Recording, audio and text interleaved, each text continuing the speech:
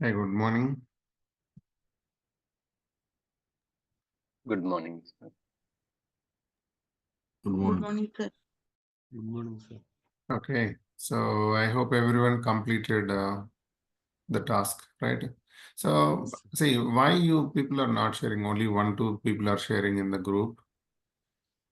So the motto we know already. So if you share in the group, then only others will get inspired. And also, like maybe they'll also check if you did something mistake, and then they also maybe suggest for that.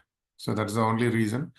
And every share, whatever you guys are doing, every share I'm watching. Okay.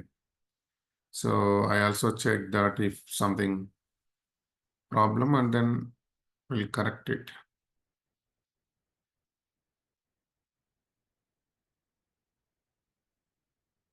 So link. Can anyone share in the group the link? Someone is asking.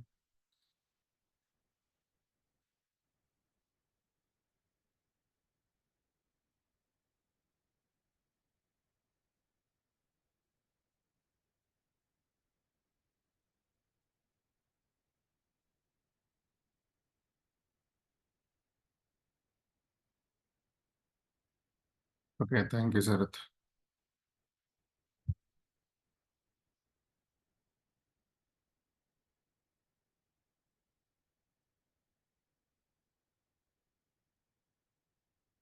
Okay, so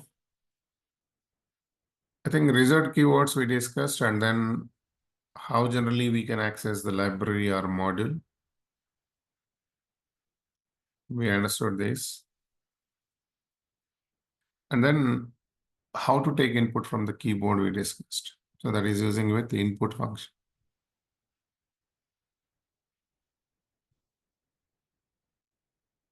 So the input function we are using to take input from the keyboard.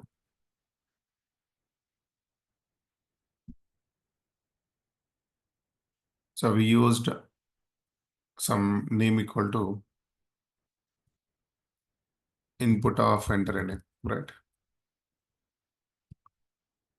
Okay.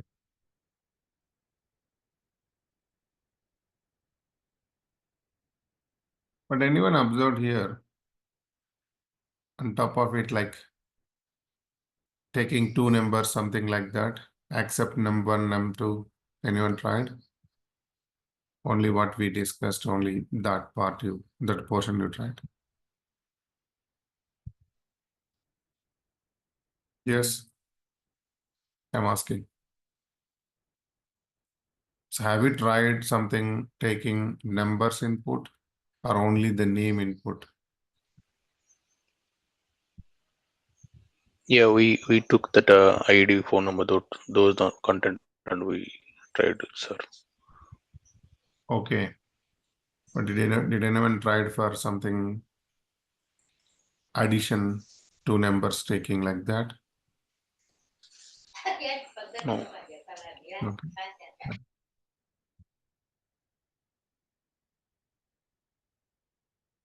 Okay. So see now the same input function I'm going to use here, like num1 equal to input of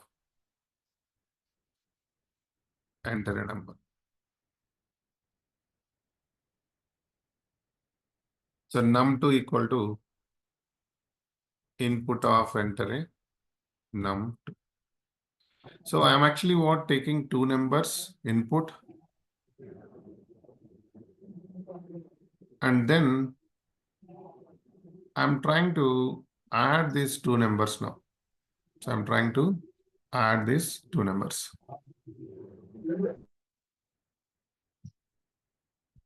So I'm adding like this now. So print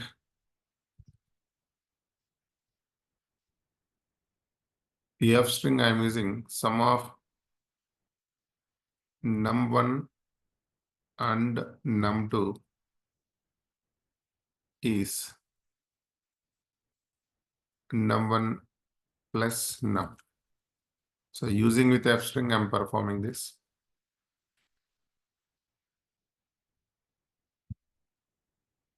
Okay, so Python day5 underscore script.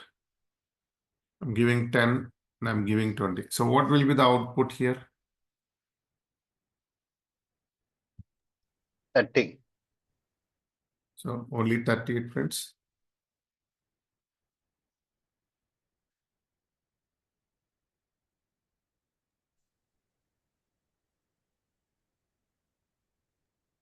Sum of num1 and num2 is 30.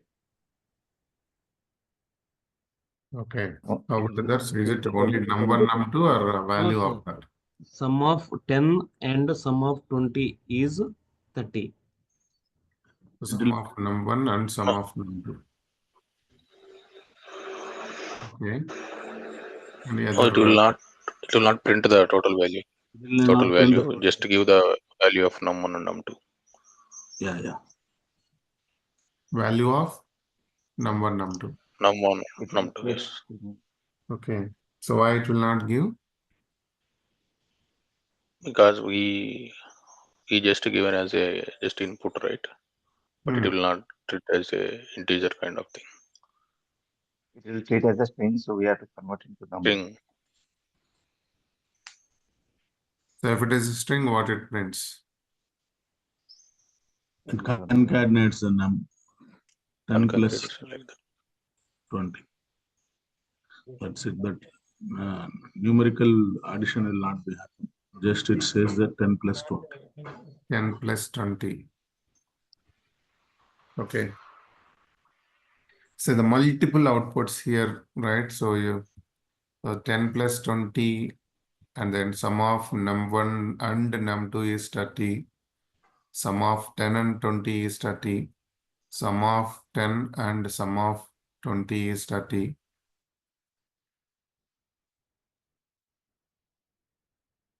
Which is correct. So the correct one is, yeah. So it is actually sum of 10 and 20 is 1020. Of course, there is a concatenation. So that's the reason I asked, did anyone tried what is the type? So if you take input using with input function, and then if you check the type of this num1, the reason you'll understand here. So type of num2. So I'm checking type of num1 and type of num2. And num1, num2 I'm giving. Now I can see that type. So the type is string. So if you have a two strings, and if you are using plus symbol, what happens? Concatenation. Let's say Python plus script. Concatenation. So if I write 10 plus 20, 1020, concatenation. So basically whenever if you are providing input value here from the keyboard, the every input value, it assigns to the variable as a string. Because before assigning to the variable, the data it is taking in a quotes. So that is the reason no matter what input value we provide here, every time the data it is taking as a string and then it is always concatenating if you are using plus symbol. But now based on our requirement, we have to change this data type. So means I want to use here as a integer or maybe float, but not as a string. So Python, whenever if you define anything in Python, it treats as a object. So in Python, everything is an object. In Python, everything as an object.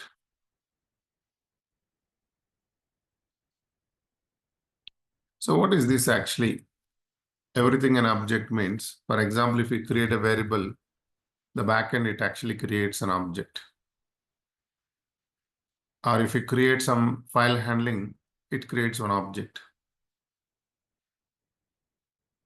everything it's object based. So for example, if I create a variable, how it actually creates that object. So see, simple it is. I created a variable a equal to 10. But after that, Python, what it will do?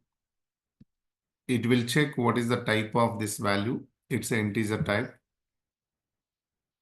And then under int class, okay, there is a built-in, there are a lot of built-in classes in the Python source code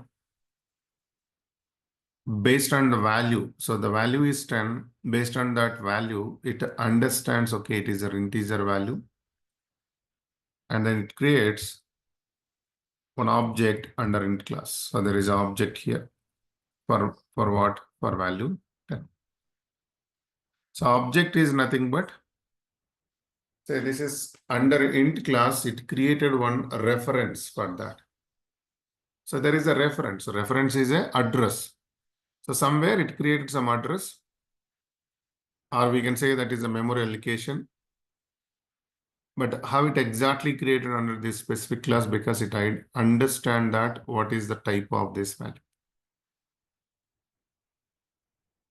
Similar way, for example, if I write something x equal to Python, so what it will do, it will take this Python and it assigns in a string class, str class, it creates an object here for Python string. So the object means under str class, it is creating one reference object for this Python. But that reference again, the variable name only. So A is actually reference object, we can say here, when you create a variable. X is itself is a reference object. But where it is creating somewhere in the specific class. So it is first understanding what is the type of that value. And based on that, it is creating under that specific class. So this happens for everywhere, like, whatever the variable you define. So now two things we need to understand here. So for every variable, there will be some object, that is something reference object. It is required, and when you execute the same variable, it will check from that memory location and then it will print it. But if you write again and again, okay, Sarath, you want to take the session? I'm not sure.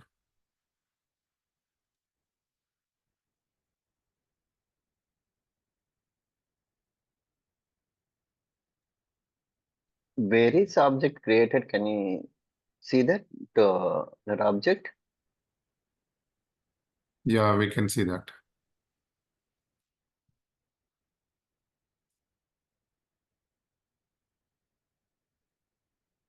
Okay, so a equal to 10 here I created, and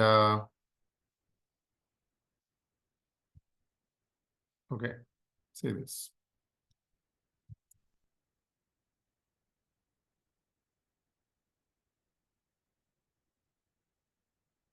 So a equal to 10, b equal to 2.5, c equal to something Python, and d equal to some Boolean value I'm writing, like true. And x equal to double quotes I'm writing like this.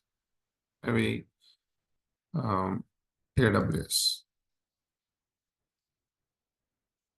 So how many variables I defined? 5 variables. So I'm first try to check this, printing that variable values. B variable, C variable, D, and then X. So after that, what I'm trying to do, I want to check what is the type of this. So type is a built-in function. It will give you what is the type of this variable. So type of A, And then I'm just using type of B. And then type of C. And then type of D. And then what X. So I'm checking what is the type. Now I want to see what is the reference ID for this. That means, as I told, it is actually creating some reference object. So the reference object you can check with built-in function called ID. So ID is a function to get the reference ID. So means where actually the reference it created, that reference ID it will give you. Now I'm checking the reference ID for each and every variable here. So what we are understanding here, we are understanding that, okay, so when you create a variable, internally, how it is validating the data and then how it is treating the type of variable, and then where actually it is allocating the memory reference, means the data where it is allocating, and then that location reference ID we are checking. So now you can see, so first integer value, and then second one 2.5 float, Python is a string, then Boolean again string. So single quote or double quote you can provide.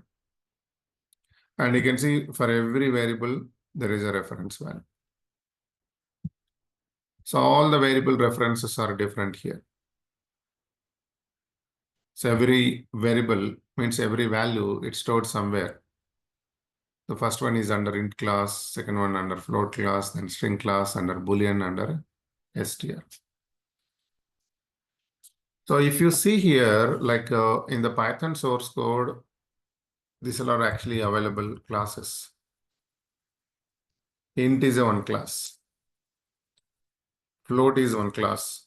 str is one class. Boolean is one class. As of now here, based on this, we understood. So it is a class. Under that, it is creating this object. Now, there is a concept called mutable and immutable. So we will discuss that mutable, immutable concept in the coming session. But I'm just giving that idea here. So whenever if you use immutable object, for the immutable object, the immutable value if you assign to the variable,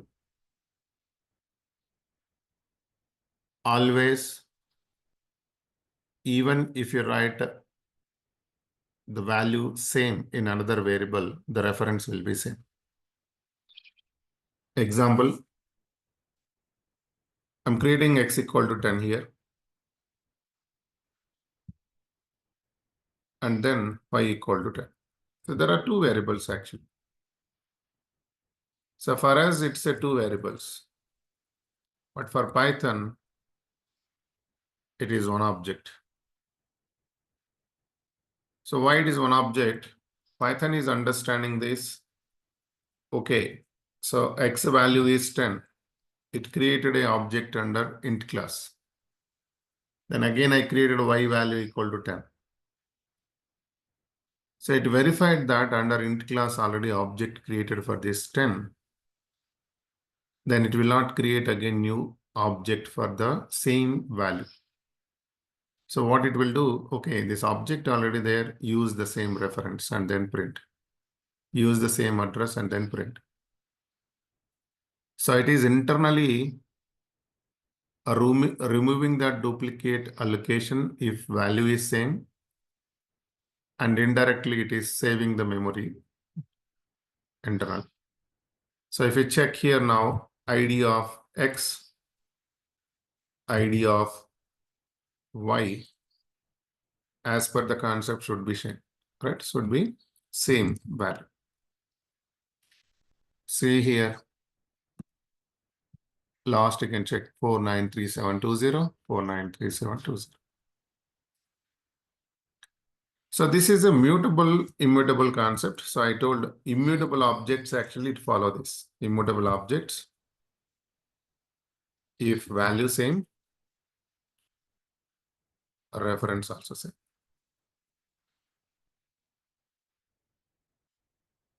But for mutable objects, for every value, reference is different. That means even if you are using same values with the mutable, always it creates a new reference. So this is what I told. I don't want to confuse at the beginning, but this is the time need to understand at least like, how internally creating the memory objects, these other things. So I hope it is clear here, right? So actually, what is the use of reference variable in internally used? Reference variable. Yeah, already you created object. Then why need a reference? I have a little bit also confusion. That's all. Okay, so this whenever if you are trying to execute Python internally, it will only understand based on the reference. Let's say now, see for example, so this is a simple use case. Let's say you have a house.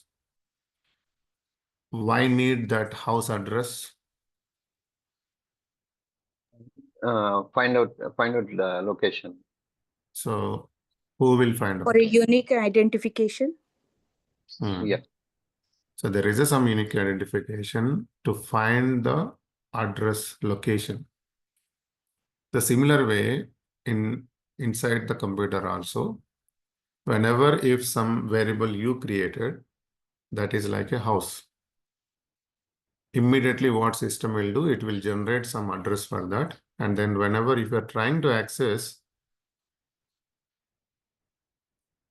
the system, the Python, it will go on check based on that reference and then it will print that. So that is the reason. You got it now? Yeah, clear. No, clear. Yeah. Thank you. So it's like our house address, same thing. So everything in system, it will use that address. Somewhere where in the memory it's stored, there is some unique ID for that. It understand, okay, here it is, pick that value and print. So that is it. Okay, so now we know like there are different types of classes, right? Int, float, str, boolean. And if you want to convert any value as an integer, and then we use int of something. If you want to convert any value as a float, then we use float of. If you want to convert as a string, str of. It's not string. So try to remember what I'm just writing. So if you want to know about this, you can just randomly create some string. Let's say x equal to Python. And then check how internally it is actually using the type. It's a str. So it is saying that there is a class called str internally. So it created this, the object under str class basically. So str is a class name. So that's the reason I'm using str as it is. Similar way, you can check for other values also. It will be not integer. It's just like a int. So like a equal to 10. Type of a, you can see it's a int. So likewise, you can validate. But just I have mentioned only 4 here. So the reason is by default, whenever if I'm taking input, it is taking as a string. But I don't want to take that as a string. I want to convert that as a something integer. Then only I can perform that arithmetic operations. So now if you see here, the same example I'm using again.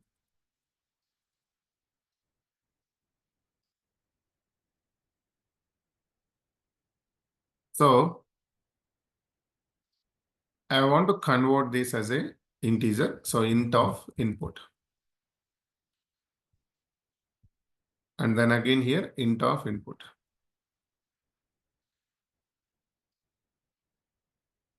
So means this is the one I'm using just int.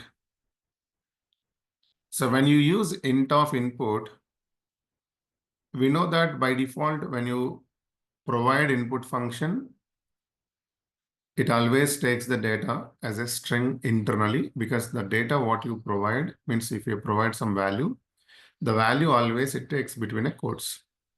That is the reason it is treating as a string.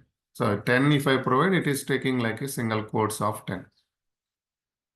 But immediately what we are doing, we are trying to convert that as integer before assigning to the variable.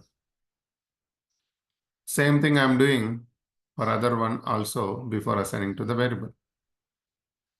Now the data type is integer here, and then the num1 plus num2, it actually performs what arithmetic operation. So 10 I'm giving, 20 I'm giving. Now you can see sum of 10 and 20 is 30, and this is the integer type. So input function always it takes every input as a string, but we need to convert based on our requirement. So I want to convert as an integer.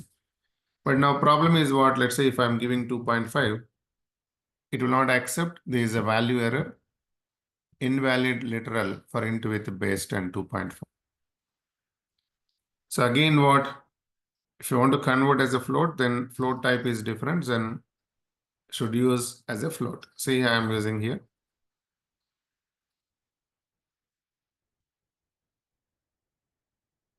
Something float up, and then again here float.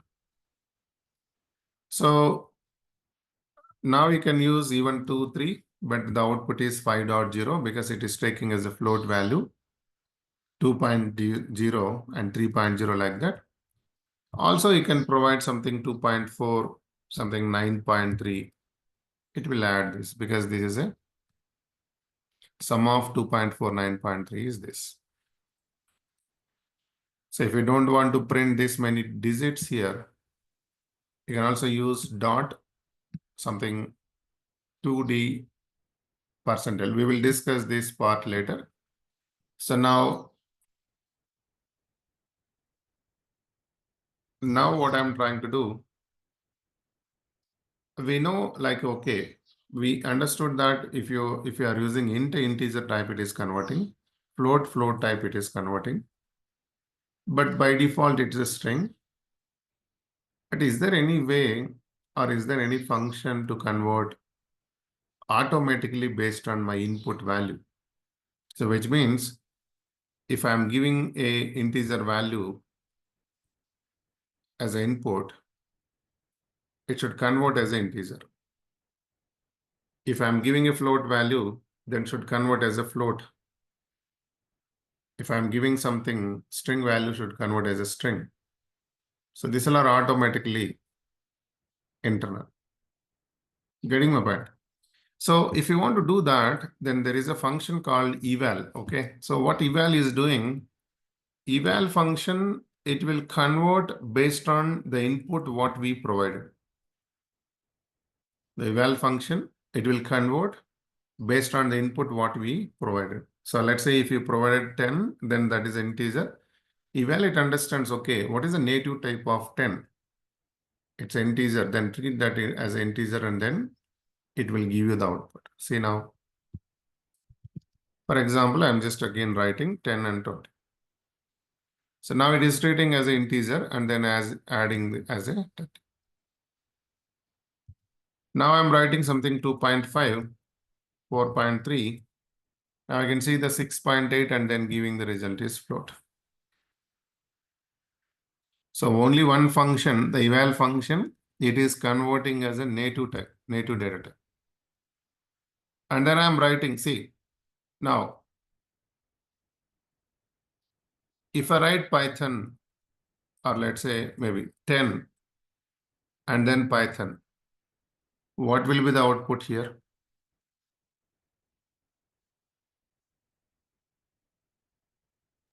Error, sir. Error. Why error? 10 is integer, Python is string. Okay. So what will be the error message now? Invalid type conversion. Types you are saying. Okay. Is that same? But tell me, is Python is a string here? Everyone. Is Python is a string? Actually, in codes, the Python is string, but Python, yes, a string. String only, sir. Okay, but string how we define? Single or double quote. Either single Singular or double quotes anyway. double quotes. Yeah. Are we using single or double quotes here? No, Then how it is string? Maybe, characters, so that's why. okay. So Because maybe it is you are saying, see, alphabetical. hmm? Someone is telling something?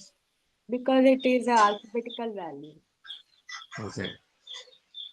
Then tell me before this,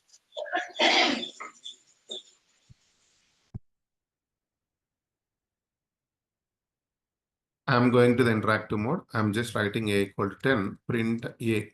What is a here? 10. No, what is a? Integer. Variable, integer variable. Why variable? It's alphabet value, no? It should be string, right?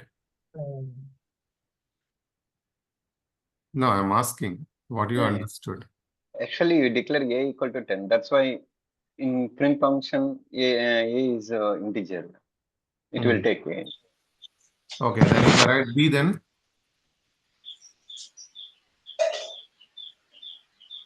Actually, everything it will treat as a object, but we will not allocate any value to B. It will show okay. undefined variable something. Okay. Now it is saying here name error. Name b is not defined. Cannot define anything. That's what. But now, just now, okay, now same thing, I'm trying to type Python. So what do you think now? Name error. Name Python is not defined. Why not string?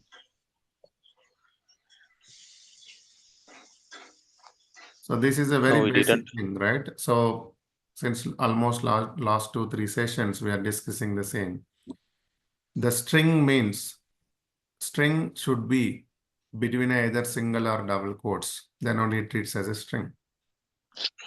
If you're not writing any quotes, then it treats as a variable.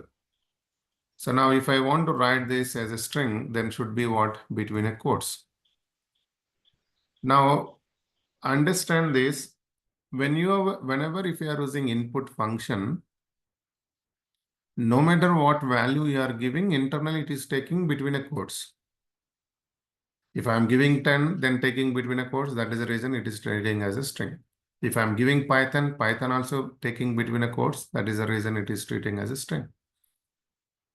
But not only with the python, because of input function, input is taking between a quotes.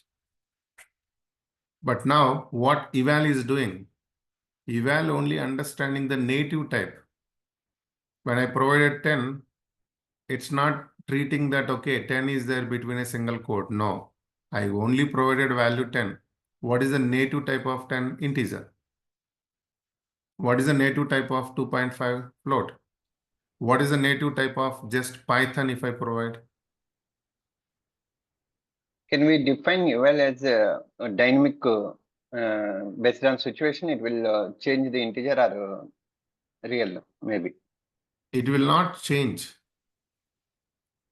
It will only understand the native type, I said. I think it is variable. It's there. So when I write Python here, what it understands this eval?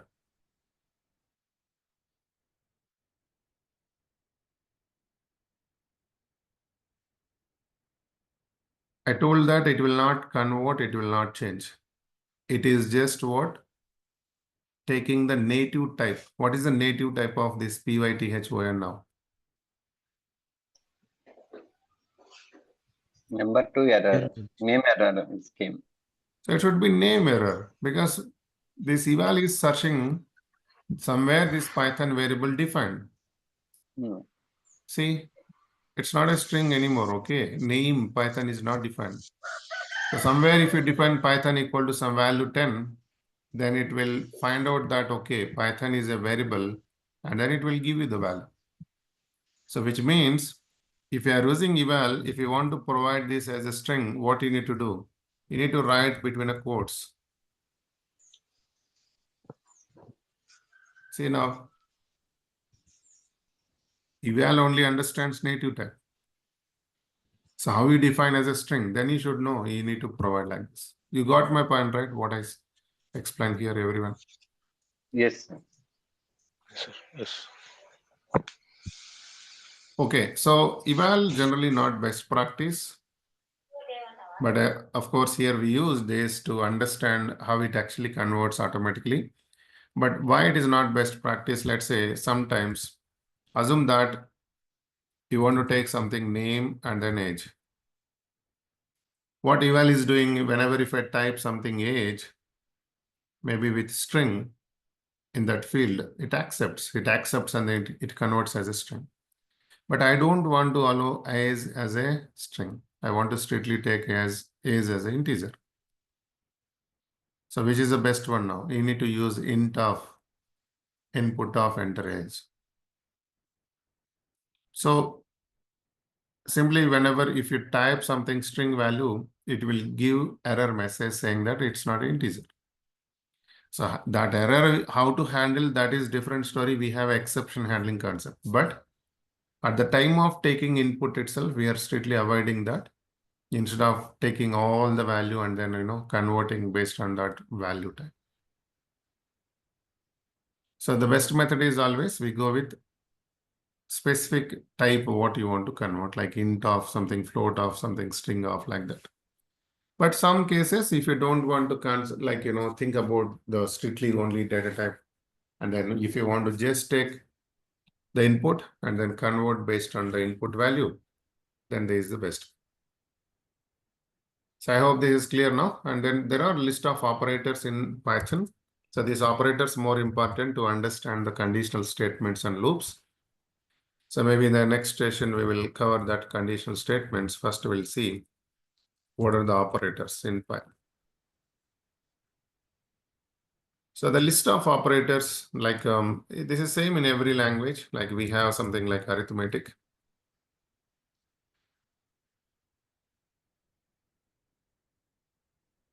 And then we have a relational operators. And then we have logical operators. And then assignment operator. We do have shorthand assignments. So the shorthand assignment only we use inside the loops because we don't have a increment decrement operator in Python like post increment, pre increment, like that. And then we have membership operator, identity operator,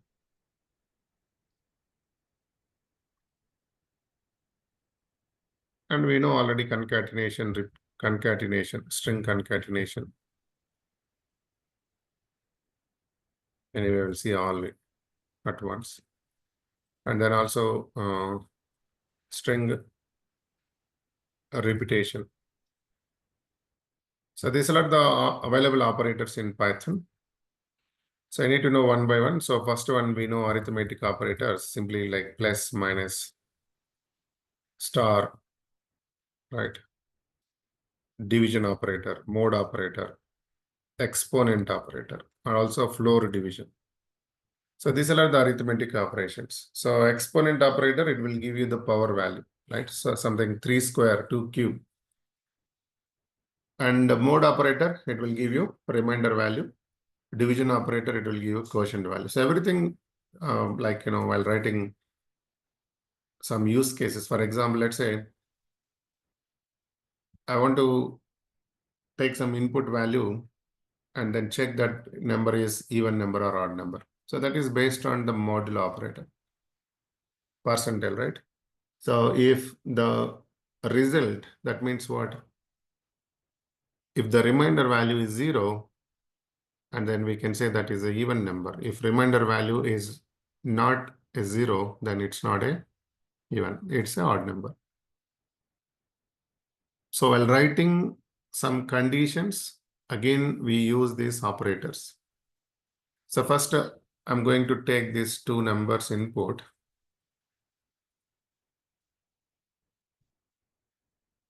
And I'm performing all operators at once. And you also try this today. So I'm writing sub MUL and then division, mode, exponent, floor division.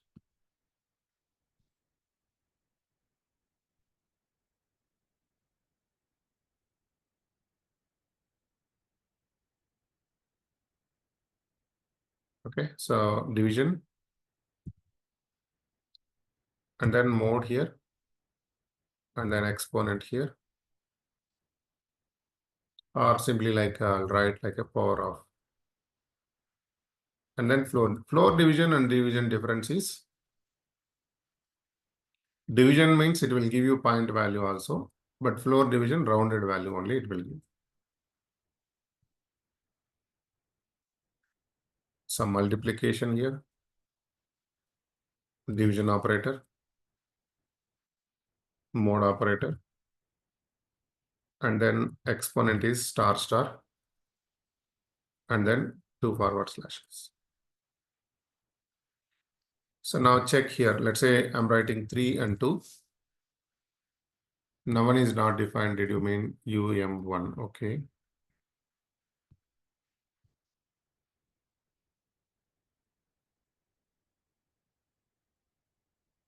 So it is clearly giving the syntax error, means the error. What is the error? Name error. It's a runtime error actually. A name error. Name number is not defined. Did you mean UM1? So some typo, right? That is the reason actually we got now 3, 2 I'm giving. Now I can see sum of 3 and 2, 5. Sub of 3 and 2, MUL division. Now you can see the division value 1.5.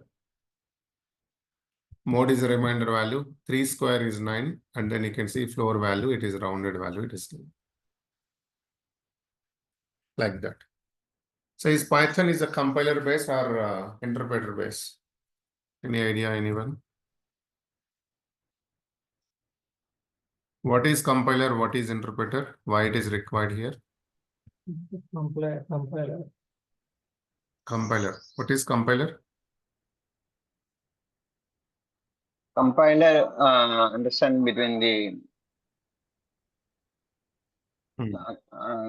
input.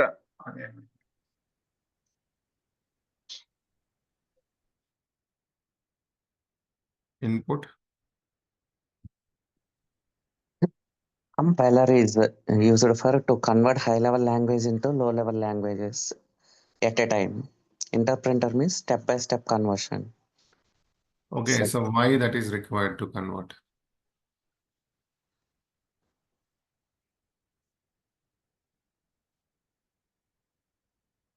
Why it is required to convert into low level?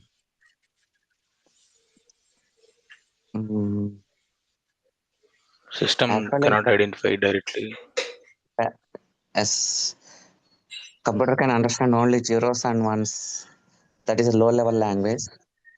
That's why conversion is needed. Okay. Correct. So let's see this. For example, okay. I'm actually taking simple example here. Assume there are two people.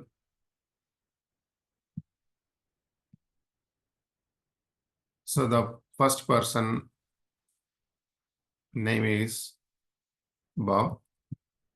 Second person name is Siri. Bob only speaks English and Siri speaks only Spanish. Now, how these two people can communicate now?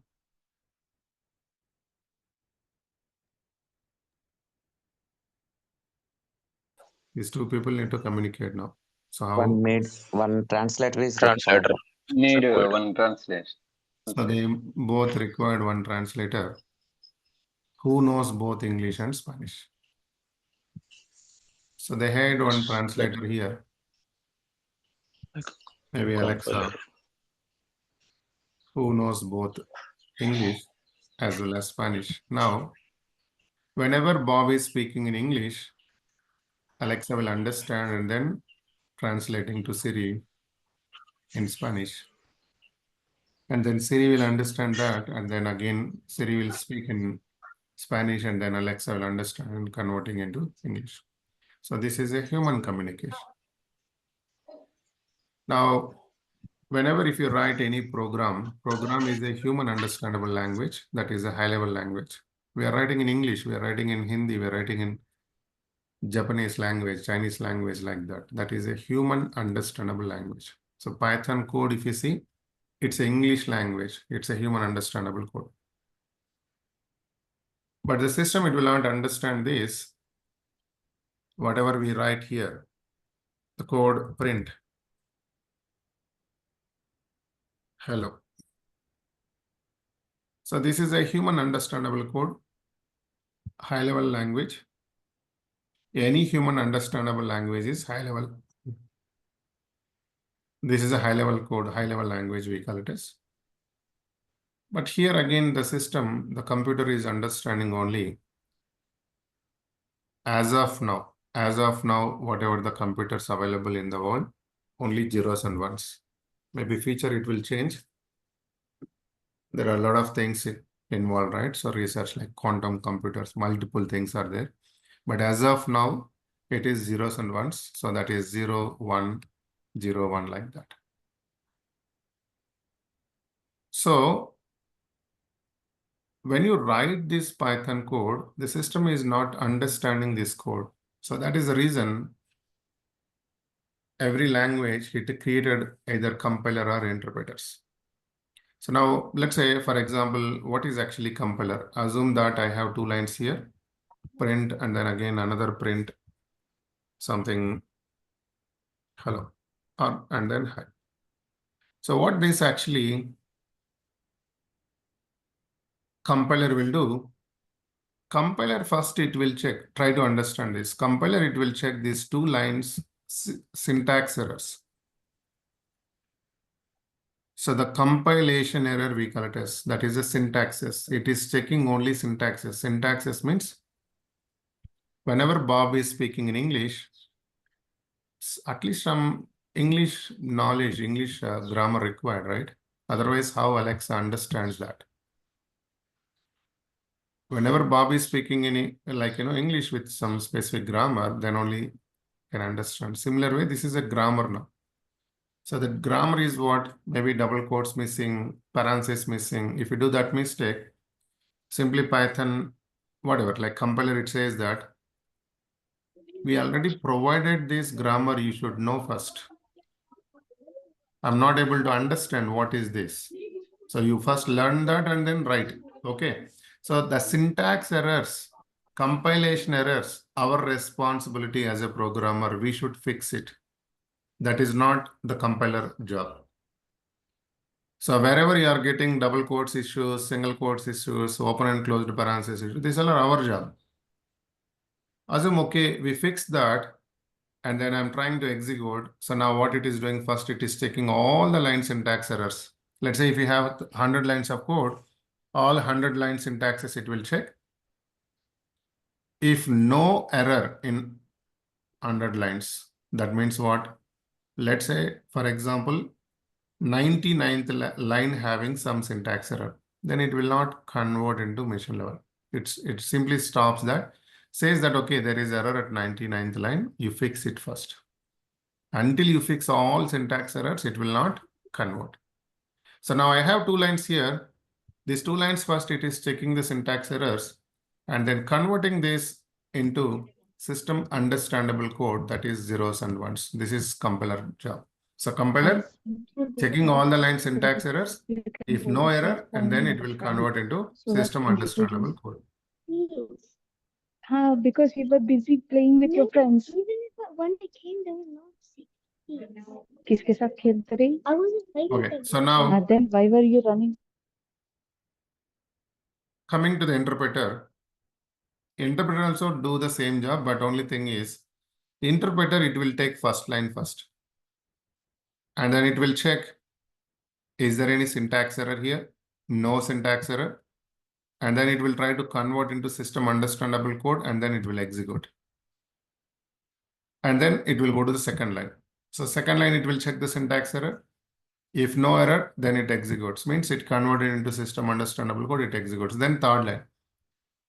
Assume third line having error. It will stop the execution and it will not go next lines.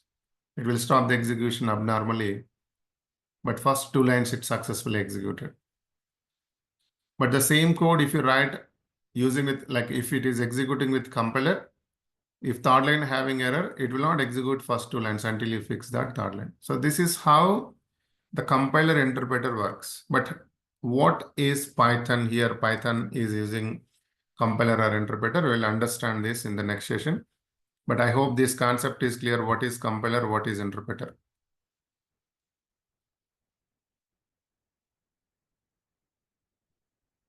Yes or no? Yes, clear. Okay. So we discussed compiler versus interpreter. Okay. So we'll see how Python actually works in the next session. And then we will try to understand, whenever if you get a syntax error, how it is getting, and then who need to fix. And then whenever if you get some runtime error, maybe in the coming sessions, you'll understand how we can write exception handling to handle that runtime errors. Okay, so that's all then. So Revanthi, I already explained. Okay, so you can see that later maybe, or you can check what is compiler interpreter. So because I do have another session now. So please try to concentrate whenever if I'm explaining, because we have limited time. And then Python is not sufficient to complete in 30 days actually. But whatever possible, we will only cover that. Okay. So Record sessions available. Record is not decided as of now, and we'll see maybe. Okay. So. Sir, yesterday link రాలేదు. Link ఏంటి? అది Zoom group లో link రాలేదు. Same link మీరు next 30 days same link. అది నేను already క్లియర్గా every time అంటే గ్రూప్లో మెసేజెస్ ప్రాపర్గా వాచ్ చేయలేదు అని దాని మీనింగ్. సో నేను క్లియర్గా చెప్తున్నాను, పిన్లో చూడండి మనకు లింక్, సేమ్ లింక్ నేను పిన్లో అటాచ్ చేశాను. వాట్సాప్ గ్రూప్లో పిన్ మెసేజెస్లో సేమ్ లింక్ ఉంది. ఈ లింకే నెక్స్ట్ 30 days సేమ్ లింక్ నేను చేంజ్ చేయను. ఓకేనా? సేమ్ లింక్ నేను జూమ్ మనం వాడేది సబ్స్క్రిప్షన్ ప్లానే. సో లింక్ అనేది ఎవ్రీ డేకి చేంజ్ అవ్వదు. Same link 30 days. మీరు ఎక్కడైనా ఒక చోట పెట్టుకోండి, లేకపోతే పిన్ మెసేజ్ చూడడం రాకపోతే. ఓకే.